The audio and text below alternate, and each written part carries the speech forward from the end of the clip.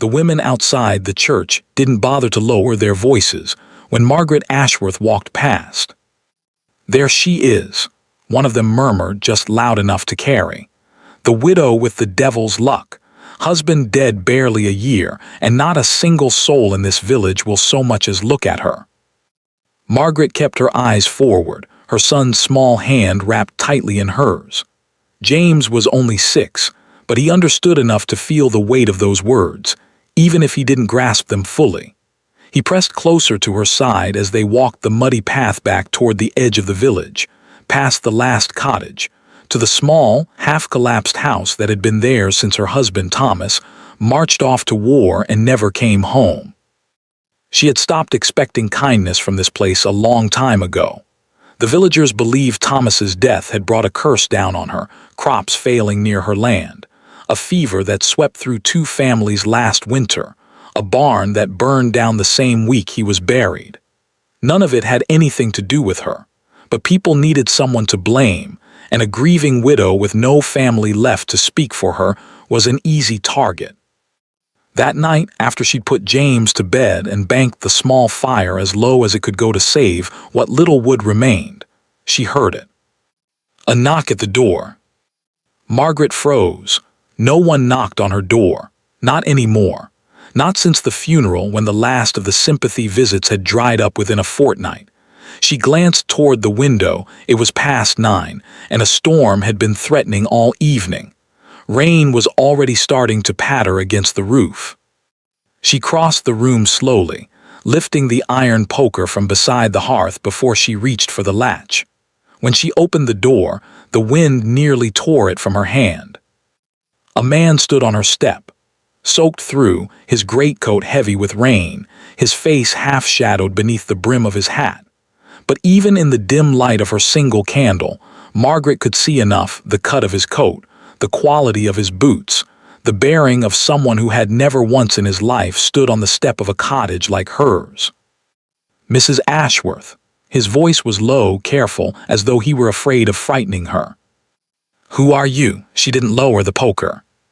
He reached into his coat with slow, deliberate movements and held something out toward her on his open palm. Margaret's breath caught. It was a ring. Plain gold, slightly worn at the band. She would have known it anywhere. She had placed it on Thomas's finger herself, the morning he left for the front. "Where did you get that?" Her voice came out as barely more than a whisper. The man's eyes met hers, and for the first time she saw something in them she hadn't expected. Not pity, not curiosity. Guilt. "My name is Edmund Hale," he said quietly, "Duke of Ravenscroft. I served beside your husband, and I think there are things you were never told about how he died." Behind her the fire cracked and settled. Outside, the rain fell harder, and Margaret Ashworth stood in her doorway, staring at the ring that should have been buried with her husband, wondering why a duke had ridden through a storm to bring it to her, and why, after a year of silence, the truth had chosen tonight to come knocking. For a long moment, Margaret didn't move. The rain ran in rivulets down the duke's coat, pooling at his boots on her threshold, and still she stood there gripping the poker as though it might somehow make sense of what she was hearing. "Edmund Hale," she repeated slowly, "Duke of Ravenscroft." "Yes, ma'am." "And you knew my husband?" "I served with him for nearly 2 years." He hesitated, glancing past her into the dim cottage, where the small shape of James had appeared in the doorway of the back room, rubbing his eyes. The Duke's expression softened just slightly. "I'm sorry I've come at a poor hour. I should have waited until morning. But I've been riding since dawn, and I didn't trust myself to wait another night." Margaret finally stepped back, lowering the poker, though her hand still trembled around it. "You'd better come in before you catch your death.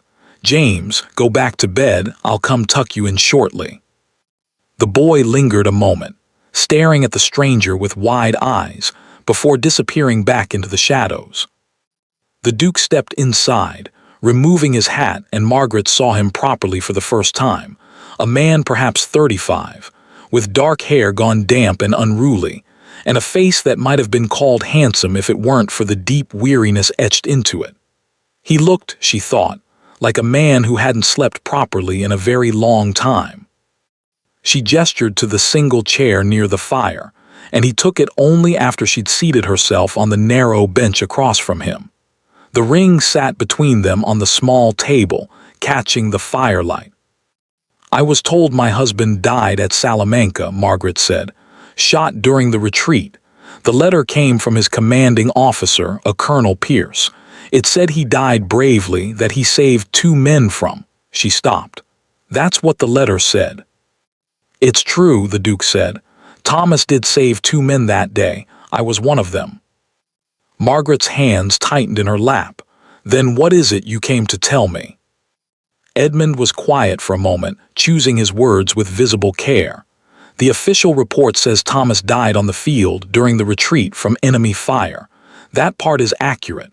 But there are details that were left out, details Colonel Pierce decided weren't necessary to include in a letter to a grieving widow."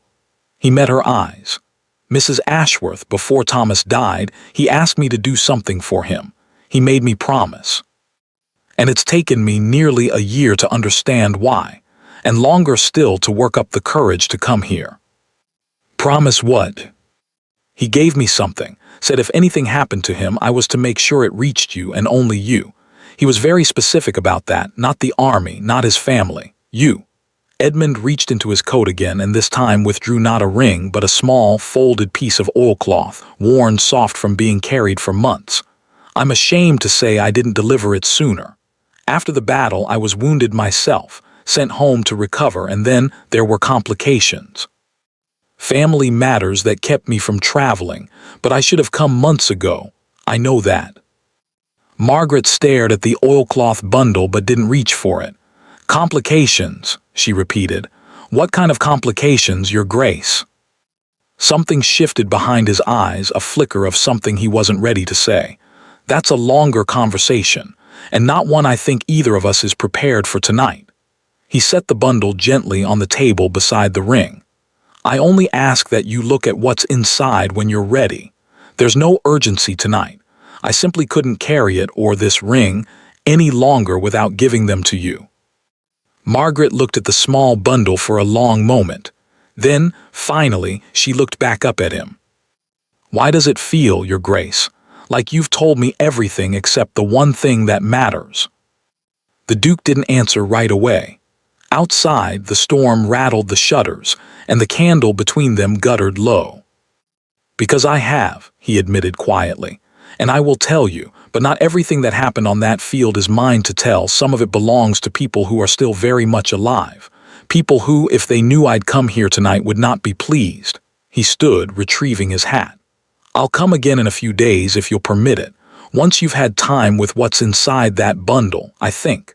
I think it will raise more questions than it answers, but it's a start."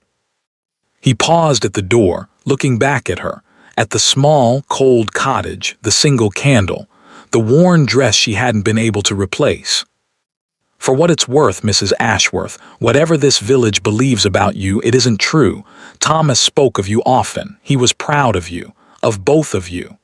His gaze flicked briefly toward the back room where James had gone. "I thought you should know that at least before anything else." Then he was gone, back into the storm, his horse's hooves fading into the rain. Margaret sat alone by the dying fire for a long time before she finally reached for the oilcloth bundle. Her fingers hesitated over the knot. Whatever was inside, she understood with sudden, cold certainty. It was about to change everything. Margaret didn't open the bundle that night. She told herself it was because the hour was late, because James needed her, because her hands were shaking too badly to manage the knot. All of that was true. But the deeper truth, the one she didn't say even to herself, was that she was afraid. Whatever was inside that oilcloth had traveled across a battlefield, through a war, into the hands of a duke who had carried it for nearly a year before he could bring himself to deliver it. Things that took that long to arrive were rarely simple. So she placed it on the small shelf above the hearth, beside the chipped clay jar where she kept what little money she had left, and she went to check on James.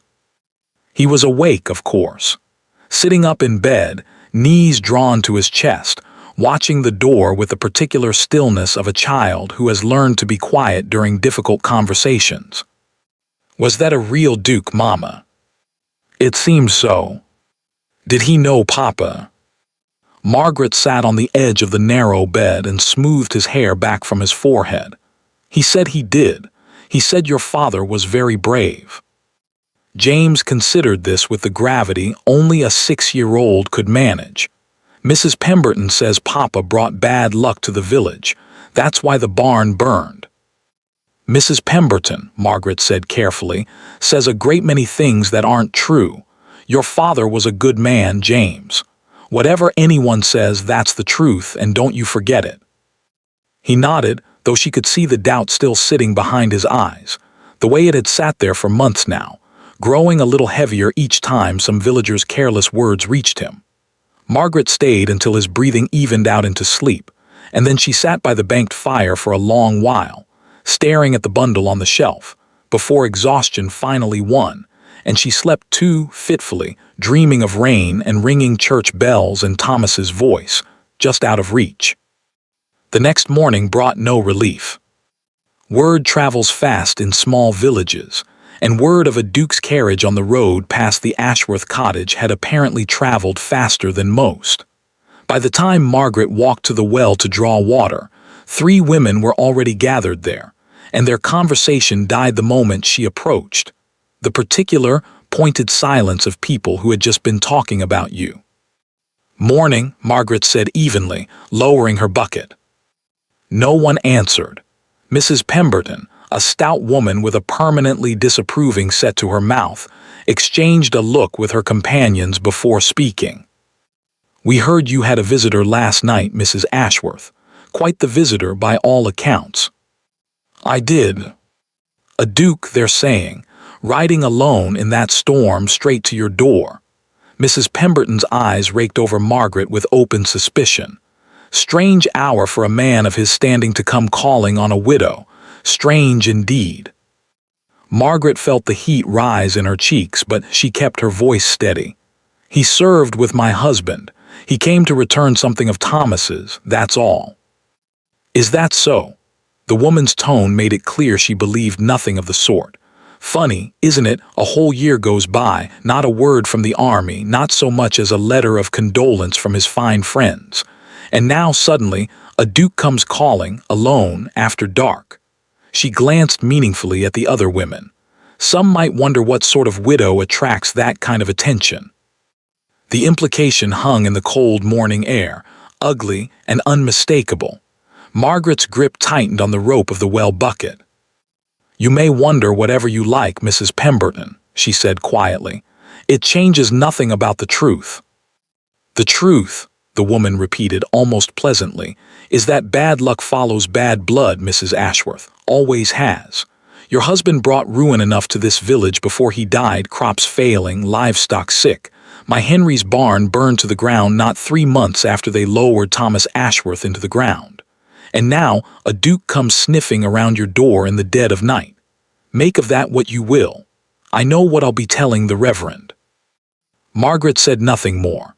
She filled her bucket, lifted it, and walked home with her spine straight and her eyes burning, not from tears, but from the effort of not letting them fall in front of women who would only see it as further proof of guilt.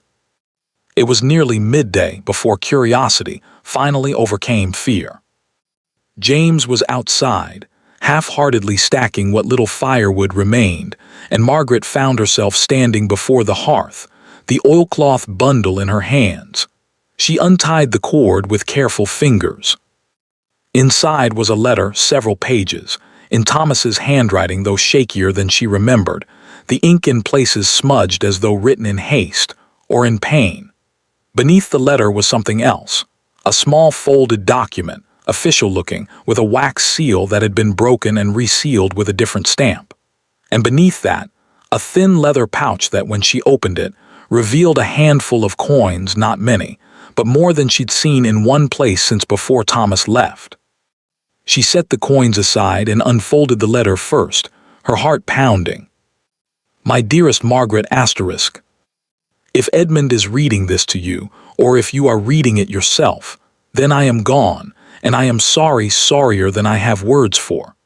I write this the night before we march, because something has happened that I cannot leave unresolved, and I fear I may not have another chance to set it right. You will remember I told you before I left that my uncle's estate in Lancashire had been settled, that the dispute over the old boundary lines had finally been resolved in the courts, and that there would be nothing left to us from that side of the family. I told you this because it was easier than the truth, and because at the time I believed it didn't matter, that whatever came of it would never touch you or James. I was wrong. The document enclosed here is the true ruling, not the one that was recorded. There was an arrangement made, Margaret. Money changed hands, and the official record was altered before it ever reached the courts in London. I did not arrange it, but I knew of it, and I said nothing, because the man who arranged it was someone I owed a great debt to, and because I told myself it changed nothing for us. But it does change something. It changes everything for the people of Caldwell Green, for our village.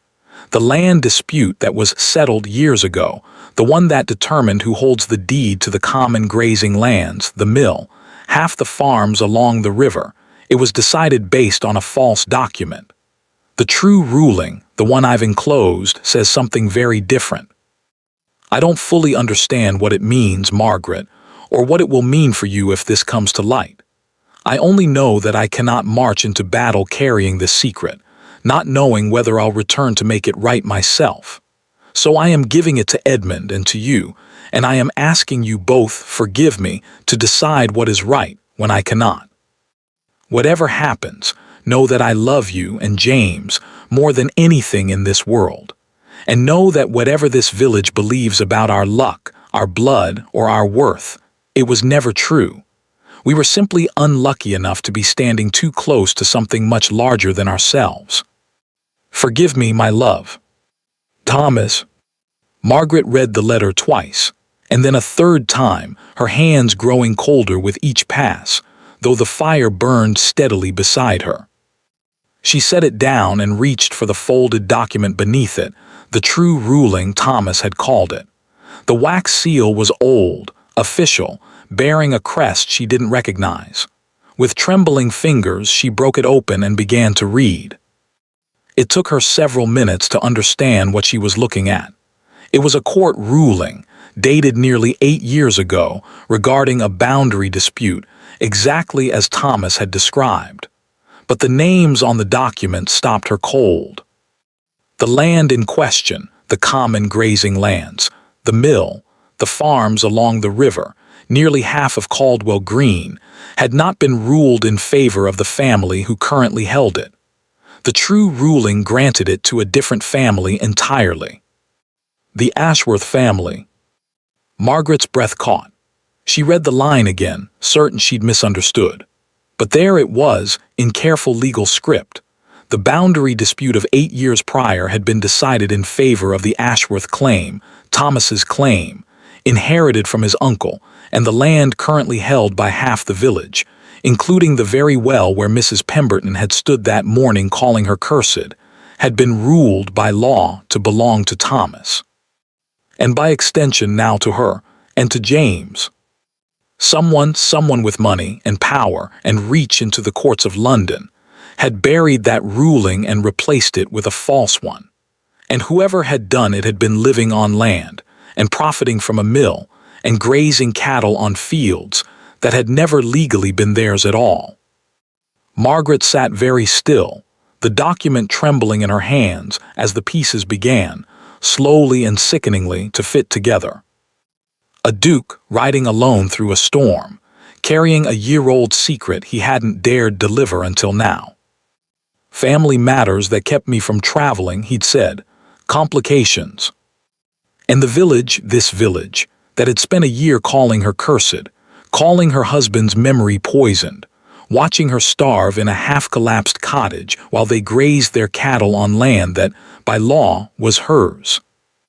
They had reason. They had always had reason. They simply hadn't known it was asterisk her asterisk land they were standing on. Outside, she heard James laughing at something, probably nothing, the easy laughter of a child who didn't yet understand what his mother had just learned.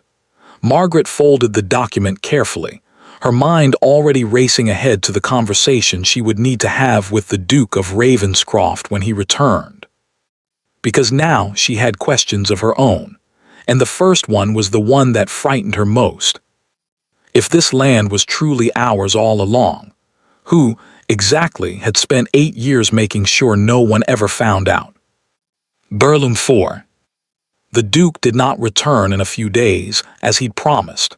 He returned the very next morning.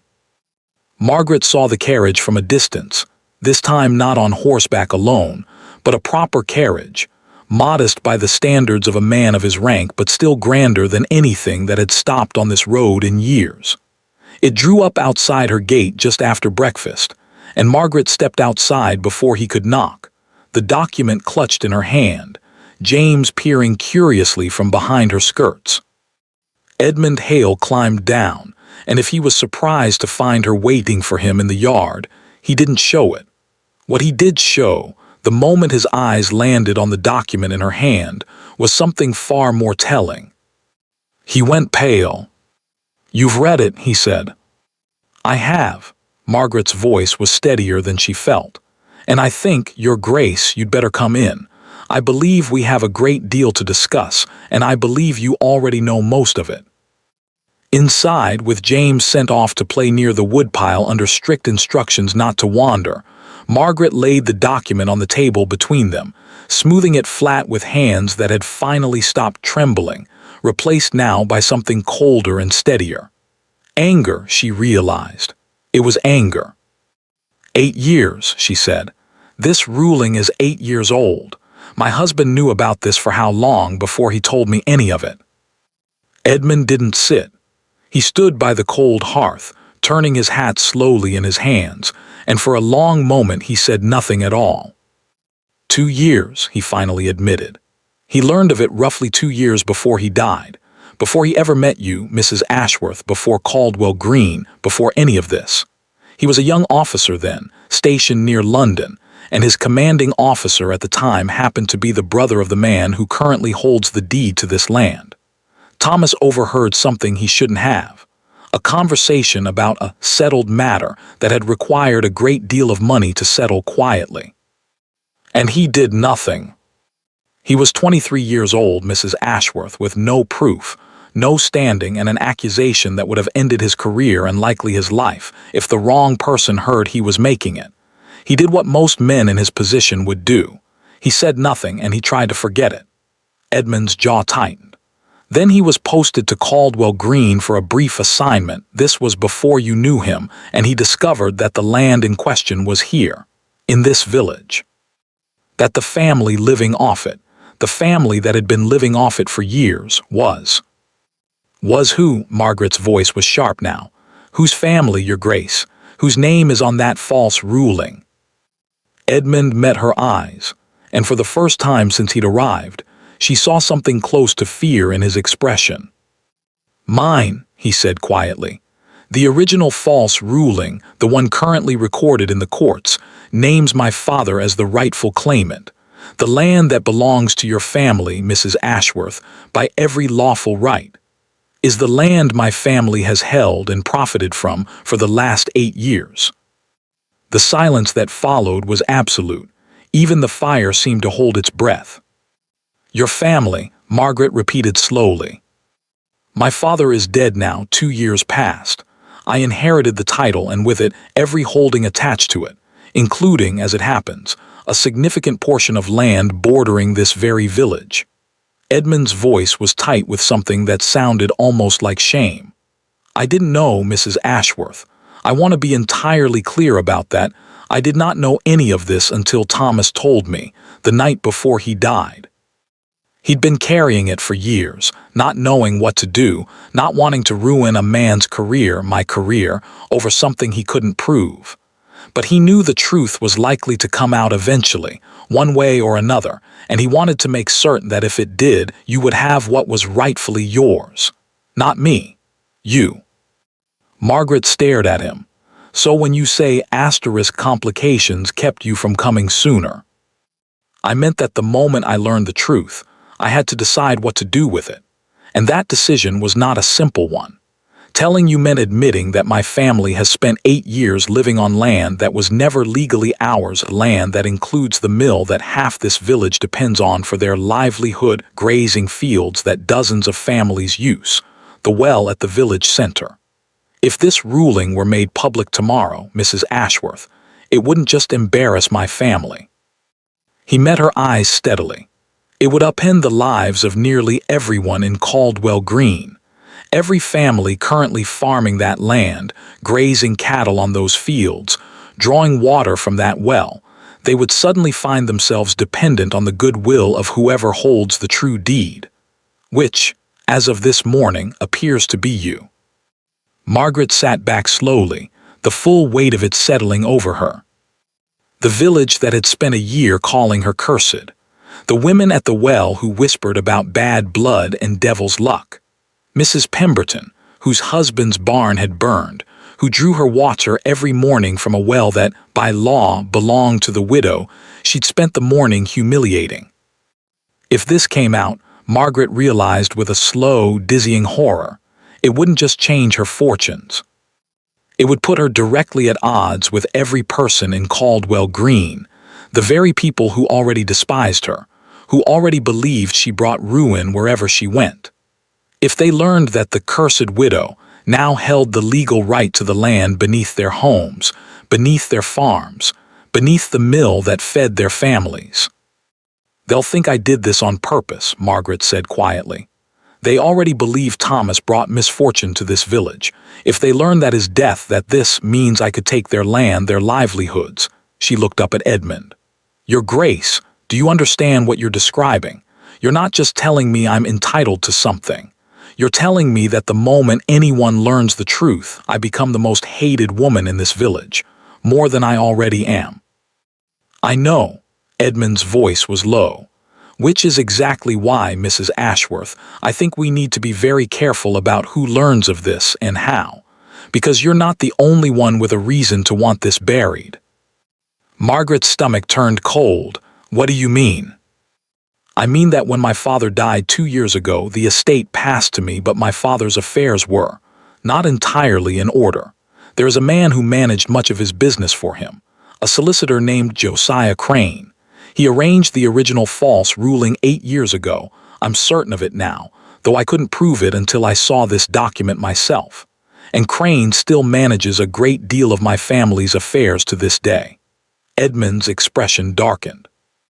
If Crane learns that the true ruling has surfaced, that Thomas kept a copy, and that it's now in your possession, I don't believe he'll simply allow it to be presented quietly to a court. What will he do? I don't know, but I know Crane has spent 8 years and a great deal of money ensuring this particular truth stayed buried. Men like that don't simply step aside when the truth resurfaces.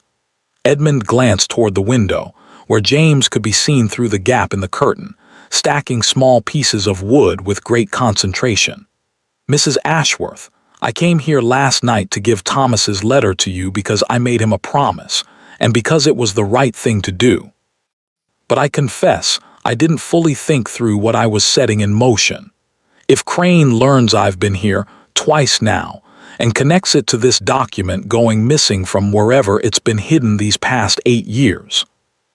He didn't finish the sentence. He didn't need to. Margaret looked down at the document on the table, the piece of paper that, an hour ago, had felt like the answer to a year of poverty and humiliation. Now it felt like something else entirely. A target. Your Grace, she said slowly, exactly how dangerous a man is Josiah Crane? Edmund's silence and the grim look that settled over his face was answer enough. Burlum 5. The Duke stayed longer than he probably should have that morning, long enough that Margaret noticed, with some discomfort, that his carriage sitting outside her gate for over an hour was certain to be noted by every curtain twitcher in Caldwell Green. But by the time he finally rose to leave, They had settled, at least, on a plan of sorts. "Tell no one," Edmund said, standing at the door, his hat in his hand. "Not the document, not the letter, not even that Thomas left anything behind at all. As far as the village is concerned, I came to pay my respects to a fallen comrade's widow and nothing more. I'll need time to look into Crane's current dealings to understand what he knows and what he doesn't. Until then, the safest place for that document is somewhere Crane would never think to look." "And where is that?" "Not here," Edmund said grimly. "If there's even a whisper that I've been here twice in 2 days, and Crane has any suspicion at all that something has surfaced, this cottage is the very first place he'd think to search."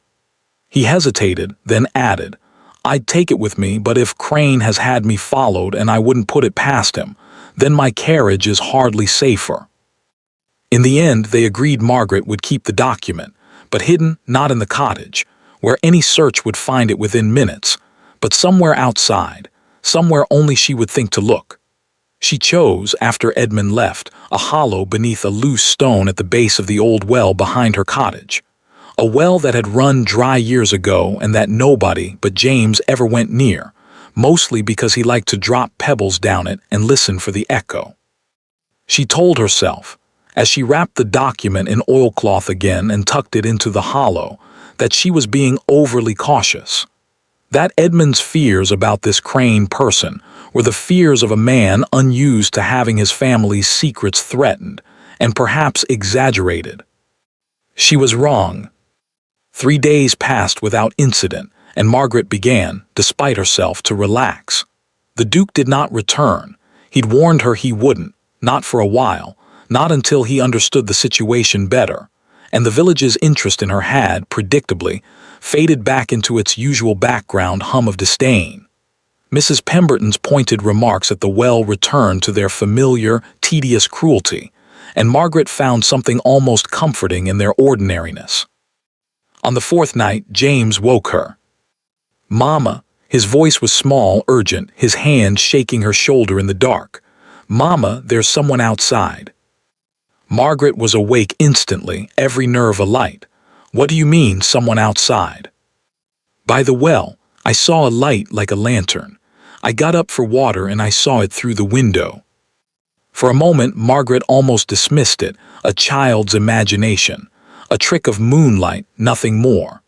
But then she heard it too, the soft, unmistakable sound of footsteps in the wet grass behind the cottage, moving with the careful, deliberate quiet of someone trying very hard not to be heard.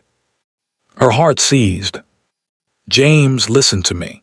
She kept her voice low, calm, though her hands were already moving, pulling him out of bed, guiding him toward the small cupboard built into the wall where they stored blankets in summer. "I need you to get inside here, and I need you to stay completely still and completely quiet, no matter what you hear. Can you do that for me? Like a game. The quietest you've ever been." James's eyes were huge in the dark, but he nodded, and folded himself into the cupboard without another word. Margaret closed the door most of the way, leaving only a sliver of dark, and then turned toward the front of the cottage, toward the poker beside the hearth, the same one she'd held the night Edmund first arrived. The footsteps had stopped. Margaret stood in the center of the room, poker in hand, listening to absolute silence for what felt like an eternity, and then the unmistakable scrape of stone against stone, behind the cottage, at the well. "He's found it." The thought hit her like cold water. Whoever was out there wasn't searching her home. They were going straight for the well, straight for the hollow stone, as though they already knew exactly where to look. Which meant either Edmund had been wrong about Crane not knowing, or someone had been watching the cottage far more closely than either of them had realized, possibly since the very night the Duke first arrived. Margaret made a decision in the space of a heartbeat, one she would later wonder at, given how unlike her usual caution it was, but in the moment it felt like the only choice that mattered. If she stayed inside, whoever was out there would take the document and vanish, and they would never know who it had been or what they intended. And if they came back, if they realized James existed, Realized there was a child in this cottage who might one day grow up and ask questions about land and deeds and a father who died with secrets. She would rather face them now, in the dark, than let that uncertainty hang over her son for years. She slipped out the back door. The night was overcast, the moon hidden, and for a moment Margaret could see almost nothing at all.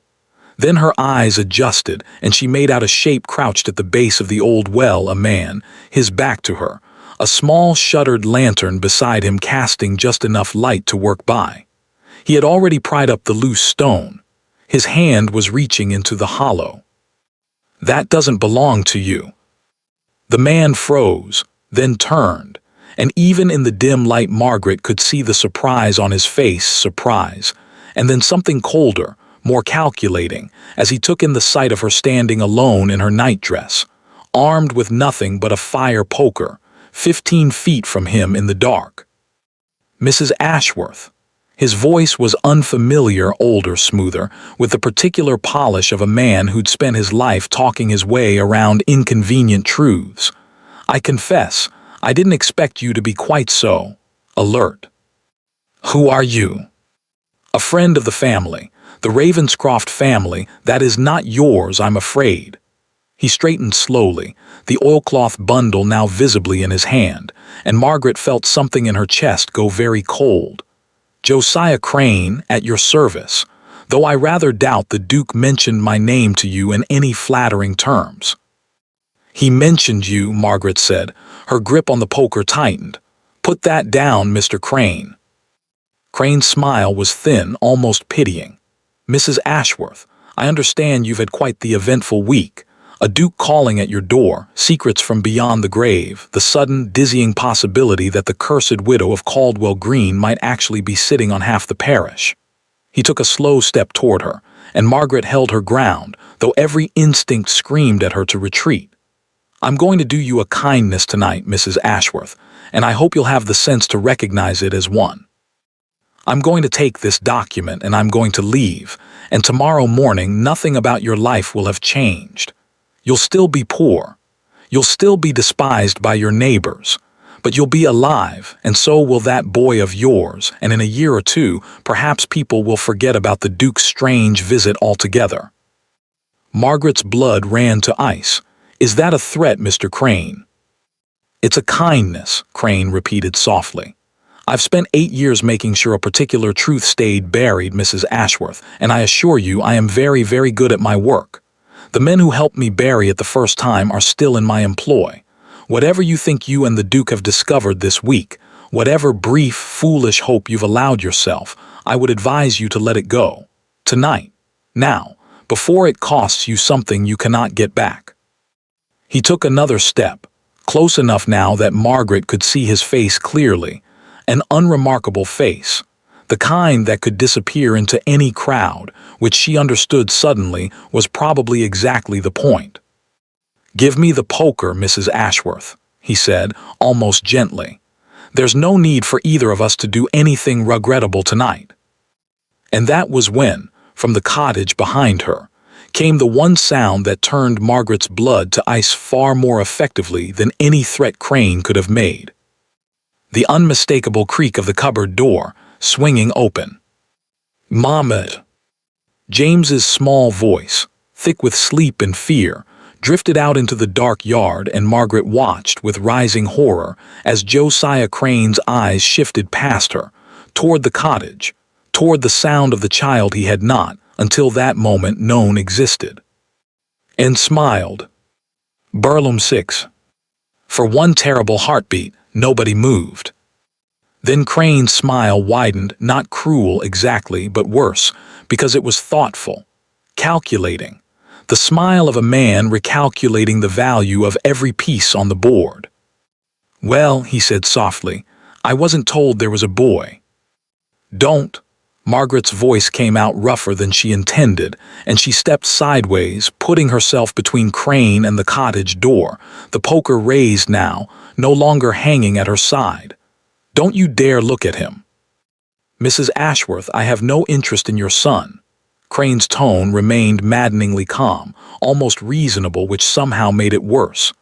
But I think you should understand something. Right now, this, he gestured between them at the document still in his hand, at the dark yard, at the whole strange standoff. This is a private matter. A misunderstanding between myself and a grieving widow, easily resolved, easily forgotten.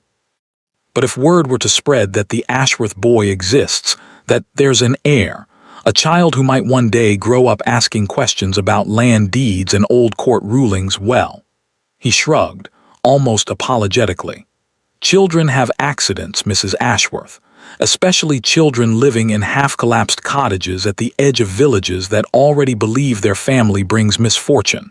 No one would think twice. The threat was so quietly delivered, so wrapped in politeness, that for a moment Margaret almost couldn't process it. And then it landed all at once like a physical blow. "Mama," James's voice again, closer now. He'd come to the back door, and Margaret could see his small silhouette in the doorway, wide-eyed, frightened, about to run toward her. "James, stay there." Margaret's voice cracked like a whip, with more force than she'd ever used with him, and the boy froze, startled into obedience. Crane chuckled softly. "Good instincts, Mrs. Ashworth. I'd listen to them if I were you. Now," he tucked the oilcloth bundle inside his coat. "I think we're finished here. You'll tell the Duke when next he calls that this matter is settled. The document is gone, the truth dies with it, and your life and your son's continues exactly as it was. I'd call that a generous outcome, given the circumstances." He turned to go. And that was when Margaret, for the second time that night, did something that surprised even herself. She lunged. Not at Crane, she was no fool, and even in her fury she knew better than to attack an armed stranger with nothing but a fire poker and hope. Instead, she swung the poker hard against the old well's iron support post, and the resulting clang rang out across the dark yard like a bell, a deliberate, desperate noise, loud enough to wake every sleeping farmhand within half a mile. "Help," she screamed with everything she had. "Someone help, there's a man on my land."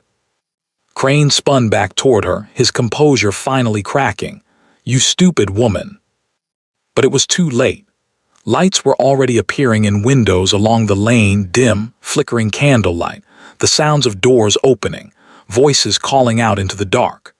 Crane hesitated only a moment longer, his eyes flicking between Margaret, the approaching lights, and the cottage where James stood frozen in the doorway. And then, with a final look of cold fury, he turned and disappeared into the darkness beyond the well, moving with surprising speed for a man of his bearing. By the time the first of Margaret's neighbors reached her gate, lanterns raised, faces confused and half asleep, there was nothing to see but Margaret Ashworth, standing alone in her nightdress in the dark yard, gripping a fire poker, her son sobbing in the cottage doorway behind her. "You're telling me," Edmund said the next morning, his voice tight with barely controlled fury, "that a man broke into your yard in the middle of the night, threatened your son's life, and took the document, and you didn't send word to me immediately?" "And tell you what exactly?" Margaret shot back. She hadn't slept. Her eyes were red-rimmed, her hands still faintly trembling as she poured water for James, who sat huddled by the fire wrapped in every blanket they owned, pale and silent in a way that broke her heart fresh every time she looked at him. "That a stranger appeared in my yard at midnight, and now there's nothing left to discuss because the document is *gone. What good would sending for you have done, Your Grace, except confirm to Crane that you and I are exactly as connected as he already suspected?" Edmund had the grace to look ashamed. He'd ridden through before dawn, alerted by one of the farmhands who'd witnessed the commotion and, recognizing the Duke's carriage from 2 days prior, had thought it worth a message. Now he stood in Margaret's small cottage, looking, for the first time since Margaret had met him, genuinely afraid. "He knows about James," Edmund said quietly. "That changes everything." "I'm aware, Your Grace." Margaret's voice was flat, exhausted. "I was there." "I'm sorry. He pressed his fingers to his temples, visibly struggling to think clearly. Mrs. Ashworth, I need you to understand something, and I need you to hear it without taking it the wrong way. I think you and James need to leave Caldwell Green. Today, if possible." Margaret stared at him. "Leave? Crane knows where you live. He knows about James. He's already shown he's willing to threaten a child to protect this secret, and now that he has the document back, he has every reason to believe the matter is settled. Except it isn't, because I still know the truth, and so do you, and Crane knows that too. Which means the two of you remain loose ends. Loose ends that last night he was willing to consider, resolving permanently asterisk." Edmund's jaw was tight. "I have a property, a dower house actually, on the Ravenscroft estate, about 30 miles from here. It's small, but it's secure, and Crane has no reason to look for you there. I can have you moved within the hour. And what would the village say, Your Grace, if the cursed widow suddenly vanishes from her cottage the very morning after a duke's carriage was seen racing through the lane at dawn?" Margaret's laugh was sharp, humorless. "They already think I'm cursed. They already think Thomas brought ruin on this place. If I disappear now, taken in, apparently, by the very duke whose family holds the land beneath this village, what do you imagine they'll conclude? That I seduced you, blackmailed you. Or worse, that whatever curse followed my family has finally followed me straight into yours. I don't care what they think. I have to live here, Your Grace, or I did until last night." The fight seemed to go out of Margaret all at once, and she sank onto the bench beside James, pulling him close. "Crane was right about one thing. We have nothing left. No document, no proof, nothing but a year-old letter that names a respected solicitor as a man who buried a court ruling 8 years ago. A letter with no corroborating evidence, written by a dead man, delivered by a duke whose own family benefited from the fraud. Who do you imagine a magistrate would believe?" The silence that followed was heavy with the truth of it. "Then we have nothing," Edmund said quietly. "Crane wins. My family keeps land that was never ours. This village continues believing whatever lies it's been told. And you," his voice caught, "you and James remain here in danger with no protection and no recourse, because of a secret my father's man buried 8 years ago and I was too slow to undo." Margaret looked down at James, who had finally, mercifully, drifted into an exhausted sleep against her side. She thought of Crane's voice in the dark. Children have accidents, and felt something harden inside her, cold and absolute. "There may be one thing," she said slowly. Edmund looked up. "What?" "The document Crane took. It was the true ruling. The original, the one that had been hidden for 8 years. Margaret's mind was racing now, pulling at a thread she hadn't quite let herself follow until this moment. But Thomas's letter said the false ruling, the one currently recorded with the courts, was created using forged signatures, a forged seal. She looked up at Edmund. "If that's true, then somewhere there must be a record of the original document being filed before it was altered. Court clerks don't simply destroy old filings, Your Grace. They archive them, which means there may be a copy," Edmund finished slowly, "in the court archives themselves, filed and forgotten 8 years ago before Crane ever replaced it. If it still exists." If it still exists. Edmund's expression had shifted, the despair of moments ago replaced by something sharper, more focused. "Mrs. Ashworth, the Central Court Archive for rulings of this kind is in London. It would take 2 days, perhaps 3, to travel there and search the records. And Crane has friends in London too. If he learns we're searching, he'll move to have any remaining record destroyed before we can find it." "Then we'd better not let him learn," Margaret said. Edmund studied her for a long moment.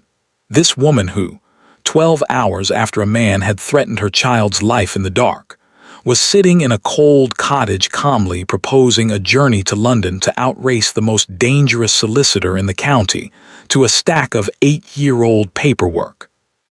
"You're certain about this," he said, "truly certain.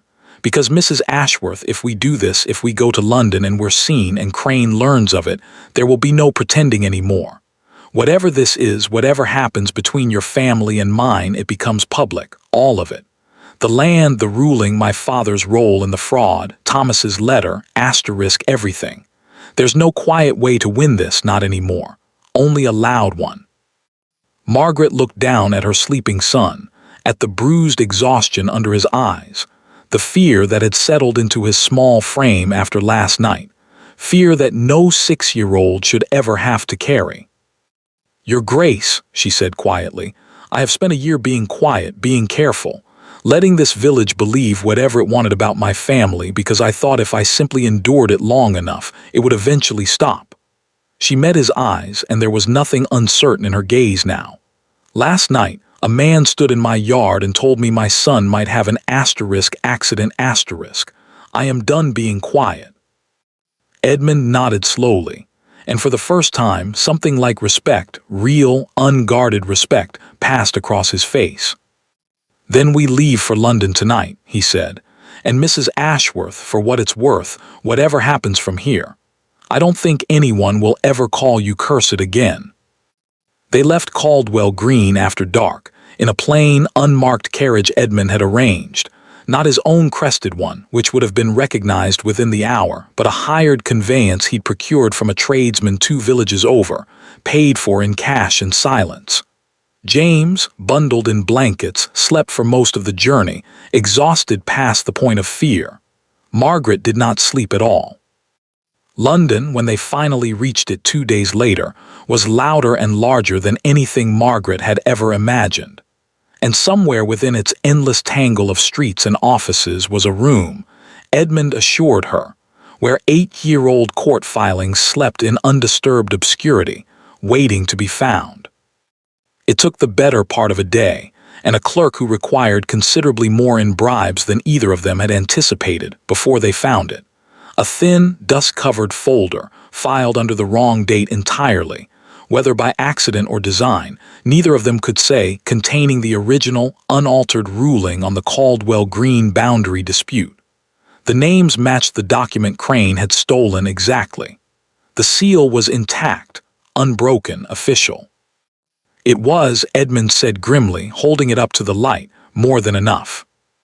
What followed happened faster than Margaret could have anticipated.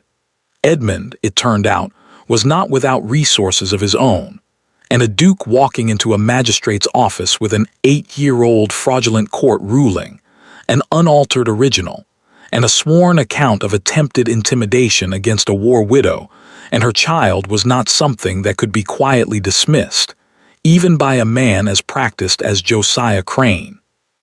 Crane was arrested within the week, not in London, where he'd fled the moment word reached him that the Duke had gone missing from Ravenscroft with the widow Ashworth in tow, but at a coaching inn just outside Dover, attempting to board a packet ship for the continent with considerably more money than a country solicitor should reasonably possess. The scandal, when it broke, was everything Edmund had warned it would be and more. It was in the London papers within a fortnight. A duke's family implicated in an 8-year land fraud, a war hero's dying confession, a widow and child nearly murdered to protect the secret. For a brief, dizzying time, the name Ashworth was spoken in drawing rooms across England not as a curse, but as a cause célèbre. In Caldwell Green, the news landed like a thunderclap.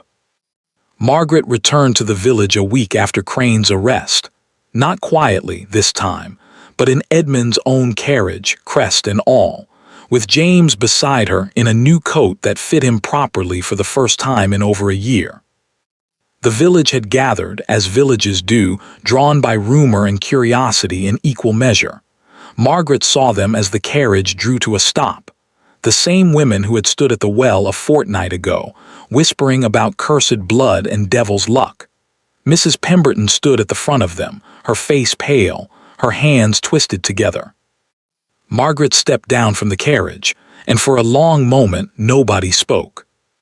It was Edmund who broke the silence, stepping down beside her, and addressing the crowd with the easy authority of a man born to it, though his eyes, when they found Margaret's, were gentler than his words. "I imagine," he said, "you've all heard a version of what's happened. I'd like to tell you the true one if you'll permit me." He told them everything: Thomas's letter, the fraud, the 8 years of false ruling under which the village had unknowingly lived.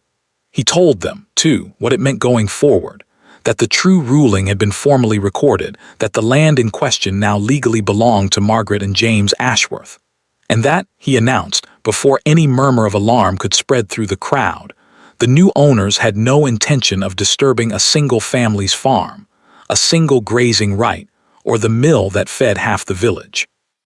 "Mrs. Ashworth has asked me to make something clear," Edmund continued, and Margaret heard with some surprise that this was true. They discussed it on the journey home, and she'd been the one to insist on it. "Every arrangement currently in place, every lease, every grazing right, every family's claim to the land they currently farm will remain exactly as it is. Nothing changes for any family in Caldwell Green, except this. The rents that have, for 8 years, been paid to my family under a fraudulent claim will now be properly redirected to Mrs. Ashworth, as is her legal right. And Mrs. Ashworth," he added, with the faintest trace of a smile, "has informed me that she intends to use a significant portion of those funds toward rebuilding the village school, which I understand has been in want of a new roof for some years." A murmur ran through the crowd, disbelief mostly, and something that might cautiously have been the beginning of shame. Mrs. Pemberton stepped forward, her face working through several expressions before settling on something that looked, for the first time in the year Margaret had known her, like genuine humility. "Mrs. Ashworth," she said, her voice unsteady, the things that were said." "Were said," Margaret finished quietly, "by people who were frightened and grieving in their own ways and looking for someone to blame for misfortunes that had nothing to do with me." She looked around at the gathered faces that, a fortnight ago, she would have sworn would never look at her with anything but contempt. "I'm not interested in apologies, Mrs. Pemberton. I'm interested in making sure no child in this village goes hungry next winter, and no family loses their home over a debt they didn't know they owed. That's all I've ever wanted, really. A safe place for my son to grow up. I'd like that to be here if it can be, but only if it can be a place where he isn't called cursed for the rest of his childhood." It was perhaps the longest speech Margaret had given in over a year, and by the end of it her voice had grown thick despite herself.